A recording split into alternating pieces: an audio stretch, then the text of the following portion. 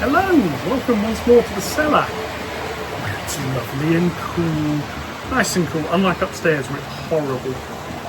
Yes, anyway, today is just a general update on the state of the layout, running a few trains, what's happened recently, sort of future plans, rounding up small bits and pieces that don't really fit anywhere else. So, as usual, this is Leopard Street.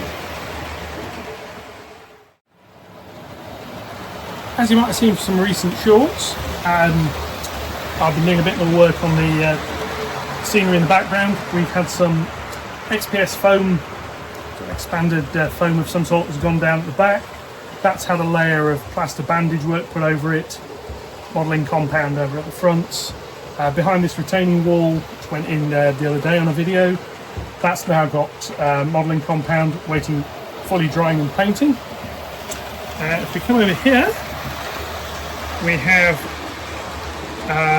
another retaining wall partly done, again as per the sort of previous video, although I'm not going to go into how much there. All round here has had some more compound added, waiting more scenic work, and that carries on all the way up there, and there's a couple of trains which are running moderately reliably going round, so yeah. And as you may have noticed, I've now got one of these, so I can call myself a proper model railway YouTuber. Yes, apparently you need to have a portable vacuum cleaner if you're going to be one of those. And yeah, I'm quite happy with that. So yes, time will tell how it all goes. I've got some static grass here. I've got a static grass applicator. This lot just needs painting. To be honest, I might paint that later tonight actually. Yeah, I think that's dry enough, I can paint that. So that's the scenic work. And following on from the video we did on the etched rail joiners, which sort of live around here, underneath the other sections there. The track's down, as you can see, it is now slowly being populated. Still need to put some more dropper connections in around here. Got to get around to ordering some more bits of wire for doing that. So that'll be under the railway scenics order. That will also allow me to bring, there's a connection under here, I haven't plugged part of it. I've got one of these, which as you can see doesn't have any wires coming out on that side. It does on the other side. We have the terminal block here that it's all going to plug into. Lots of small 7.4 series microchips to play with as well. It'll be quite interesting. It's powered up, there's plenty more work still to do. Instead I had a comment on Scamperton Model Railway on this. If I can bring around here a little bit, it might be a bit easier to show. This is the device I use for marking out track, and I just wondered what it was and how it worked. It's literally two pieces of wood. There's one here, there's one on this side which disappears under the plank. That's screwed in place so that this pivot is, I think it's 32.5 inches from that side and that side. And then I just mark out some marks in pen and pencil, the track radii I want, and I can just use this to move around. Very simple. The alternative was a pen on a piece of string, but I still needed this pivot somewhere in the middle. So it really just goes to show you don't need the board. You can just put a temporary thing and work with that. It's in the way a little bit now. It will get removed once the next section of boarding is done. Fairly simple. Like I say, I've screwed that in place. You could do it with a clamp. Really easy to do, but overall I'm glad I've got these sidings. They're now the best part of 6 foot usable each. The outer one usually has 2 trains, has the G5 and the D49 live in it.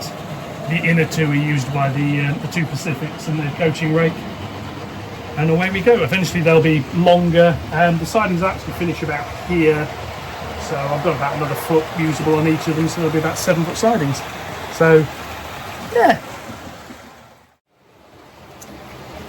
Now the other thing, following on from this, now I've got this siding space. I've unpacked the rest of the rolling stock, or nearly all of it. There's I think there's 3 more of the clerestory coaches, There are some more wagons which I'm awaiting an unboxing little video and a review.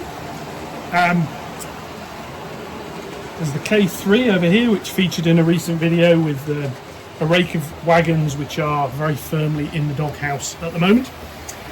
We had a viewer, 1701 Fly to Flyer, suggested sticking some weight in the wagon to see if that helps. Two of them, which are two of these Whitney Brewery vans, have had some weight added. They were the ones causing the problems. It's helped, but it's not perfect. I suspect what I'm going to have to do is replace the wheel sets. I've adjusted the back-to-backs. The flange height on the Dapol vans is quite low. They're quite light. The couplings are helping them ride up. I think better wheels is probably going to be the solution, but we shall see. So yes, there will be a video on taming troublesome trucks at some point in the near future. And just a general update on the channel itself. I started this back in September. The layout actually started in June last year, late June, and entered the planning stages with the little test plank that sits over here. As I mentioned the other day, we got a quote for sorting the garage out. Trains, trains, they're running. And that blew out the water doing anything in the garage, so I came down here where it was cheaper and much cooler. Did I mention that? It's lovely and cool down here. But yeah, so I started this back in September. The reason was really just to give myself some incentive to keep going. I sort of figured if I'm trying to put something out, yeah, once a fortnight maybe, I've got to do something once a fortnight. Yeah, so and it started, a few people watched, a few people commented, and I sort of thought, yeah, I'm actually quite enjoying doing this. Obviously the quality of the videos to start with was appalling. I'm filming this on an iPhone because I finally worked out how to get a video off an iPhone without using iCloud, which I don't use. I do have a handheld camera. If you've seen the earlier videos, you'll realise why I don't use that very much anymore. I had a small detail camera over there on the desk. That's broke because one of the wires has come off it. I need to get around to fixing that. And I do now have a small detail camera sitting upstairs. Since then, this channel, it's grown. The number of subscribers climbing steadily. We're now past 700, which I'm astounded by. I mean, seriously, thank you all. I really can't say thank you enough. I'm humbled by it. I didn't think there were that many people who'd be watching this nonsense, to be honest with you. Subscriber count, to say that's going up, the view count's going up, not least because of some very, very kind mentions by some other YouTubers. So paying that forward a little bit, I do try and put some links back in, but we've got Wire and Wood, U-Shunt, Train of Thought, and I mean, I love all of these. Ian's excuse me, Ian's Engage channel. Ian is very, very methodical. I wish I was as methodical as Ian was, because I think I would have a layout that ran a lot better, although it would probably be at a little bit of an earlier stage. And also Partick Hill Station. Thank you very much for your kind words. Your channels are all brilliant. I would urge anybody watching to go and at least have a look at them. Like, subscribe. They're well worth a watch. They've all got a big archive. Chris over at Wire and Wood, it's a loft layout designed with automation in mind, of which I can only envy. Ian is over his Engage channel, Shelfington, is putting together something quite incredible in a very, very methodical way. And yeah, I love it. I mean, I watch them all. Sam's Trains, Charlie over at Chadwick. There's too many to mention, but love it all. Hopefully the next subscriber milestone will be sometime this year. If you do watch and you're interested in getting sort of notifications on this stuff, subscriptions, likes, comments, they're all free. Helps the channel. It basically tells YouTube somebody likes this stuff, despite all the evidence you might find looking at it. In the meantime, I'm slowly trying to work on production values, trying to learn the art of editing and script writing. So far, the art of getting to the point quickly is completely eluding me, as you may have noticed, but we're getting there. Hopefully things are going to get better as the time continues. we'll focus more on the layout. Incidentally, if there's anything you specifically want to see, more types of certain videos, less of certain types of videos, feel free to leave a comment. I do read them. I try to respond to them all. Yeah, I love it. Now, I've slowly been expanding the facilities and stock here, including this. Very, very useful. Bring this a bit closer up to see this. Back-to-back gauge. This is a fine scale 00 gauge from DCC Concepts. I got this from the model centre where I've been getting quite a bit of stuff. Put it in a wagon so I don't lose it.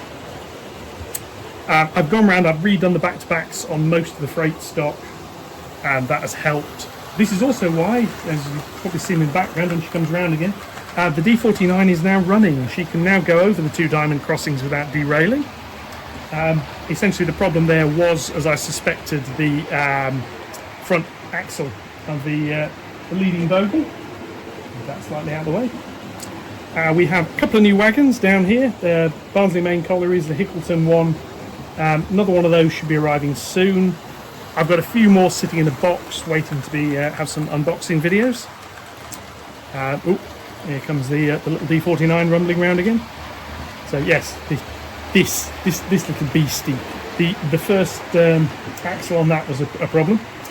K3 turned up the other day, as you may have seen in a recent video. It's now chipped, running absolutely perfectly. If only I could say the same for the wagons sitting behind it. But speaking of the review videos, do you like them? Could they be done differently? Would it be better if they were a bit shorter, in a bit more detail? Anything specific you want to see? I watch Sam Strain's videos a lot for things. I mean, it's like I mentioned, I watched his review of the K3 before I bought that, quite specifically.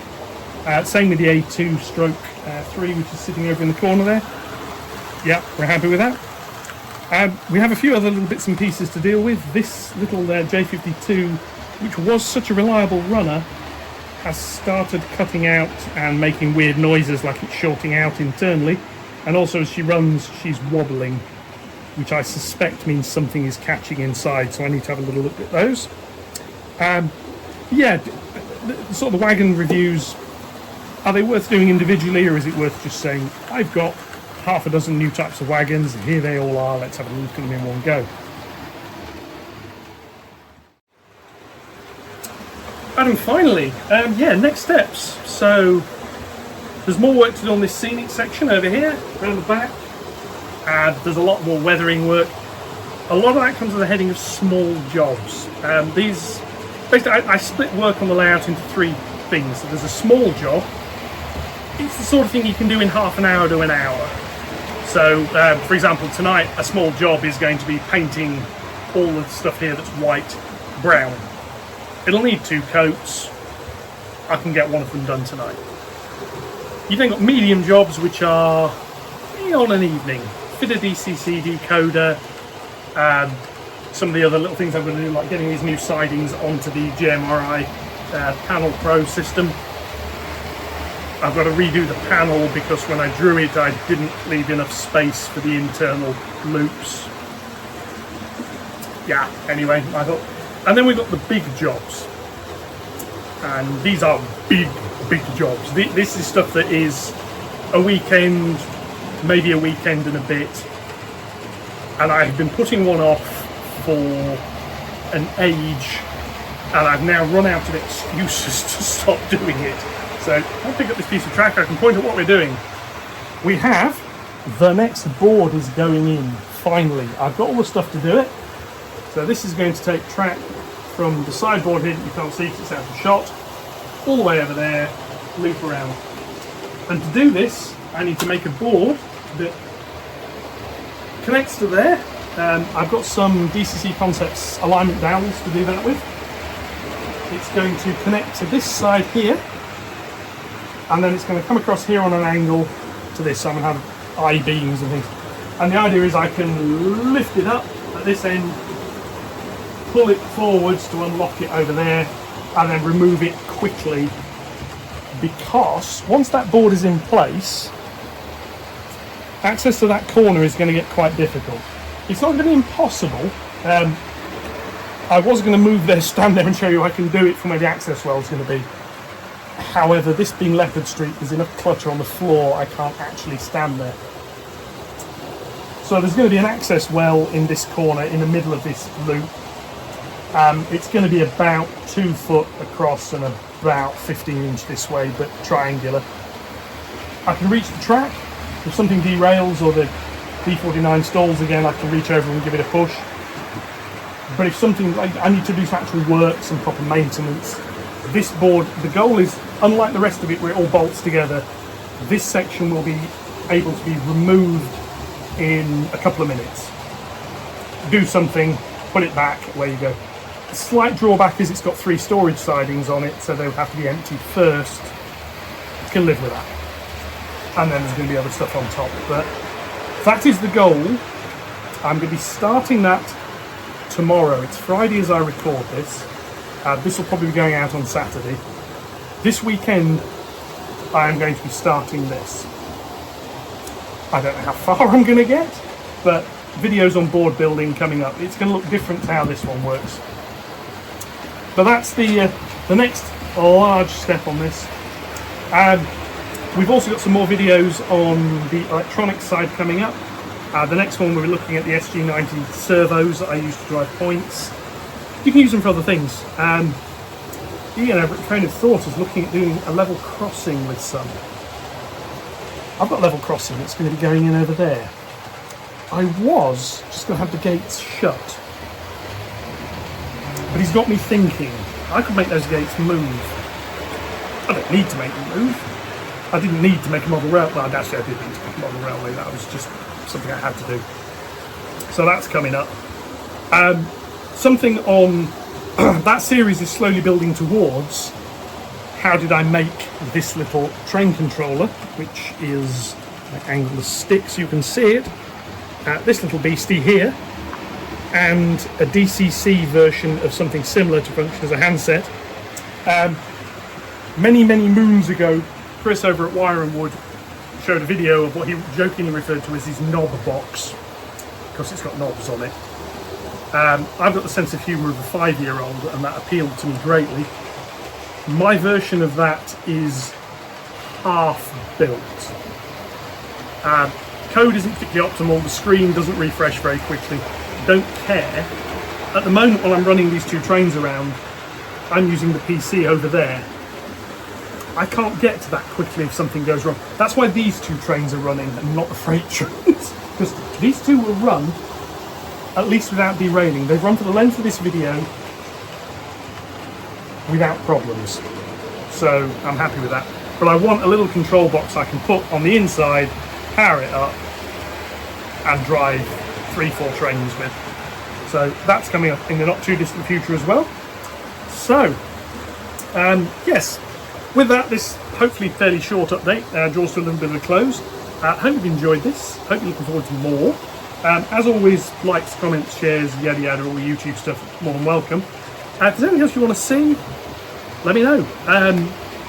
There's some of the things I've found out with some of the, when I started doing the little electronics series, I've been playing with that stuff for years. It didn't really occur to me, I probably should have done, but it didn't really occur to me that people in this hobby don't really know a lot about that stuff, well, not everybody. And some of it, at quite a basic level, you can do quite a bit with it. Really simple example, you could put a little Arduino in the corner of a board with a little sensor, and whenever a train goes past that sensor, you can tell it to play a tune. A little station announcement maybe as a train pulls into a station. There's all sorts of things you can do with that, and you can do that on a DC layout. It doesn't have to be DCC.